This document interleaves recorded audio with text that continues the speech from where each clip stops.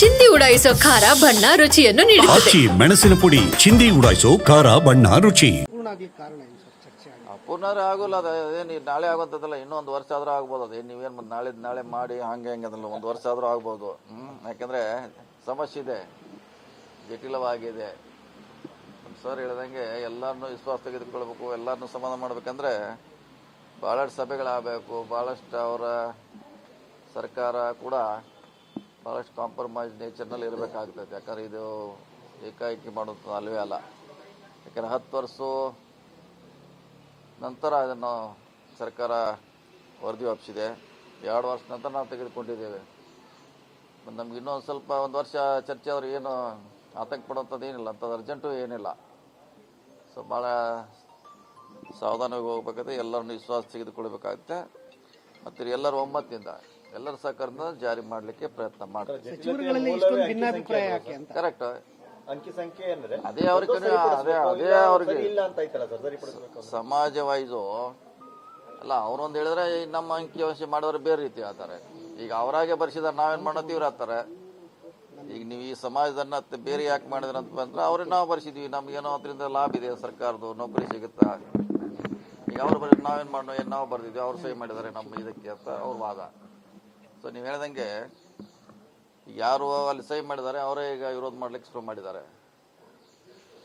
So ಮತ್ತೆ ಸಮಗ್ರ ಚರ್ಚೆ ಆಗಬೇಕು.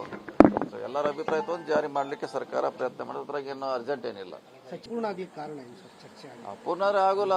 ಅದೇನು ನಾಳೆ ಆಗುವಂಥದ್ದಲ್ಲ, ಇನ್ನೊಂದು ವರ್ಷ ಆದ್ರೂ ಆಗ್ಬೋದು. ಅದೇನು ನೀವೇನು ನಾಳೆ ಮಾಡಿ ಹಂಗೆ ಅದಲ್ಲ, ಒಂದು ವರ್ಷ ಆದ್ರೂ ಆಗ್ಬೋದು. ಯಾಕೆಂದ್ರೆ ಸಮಸ್ಯೆ ಇದೆ, ಜಟಿಲವಾಗಿದೆ.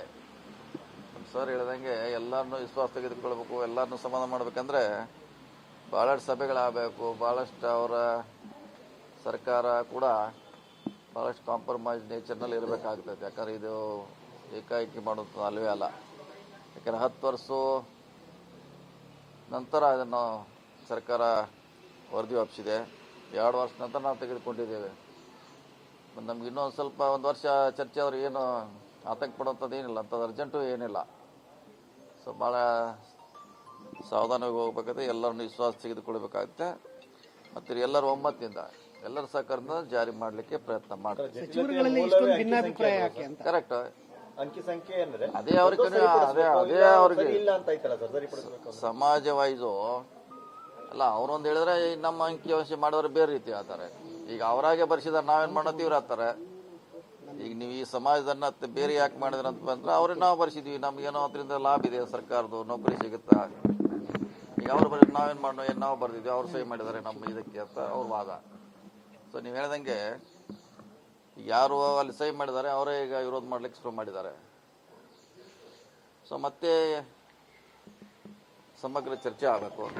ಸೊ ಎಲ್ಲರ ಅಭಿಪ್ರಾಯ ತಗೊಂಡು ಜಾರಿ ಮಾಡಲಿಕ್ಕೆ ಸರ್ಕಾರ ಪ್ರಯತ್ನ ಮಾಡೋದ್ರಾಗ ಏನು ಅರ್ಜೆಂಟ್ ಏನಿಲ್ಲ.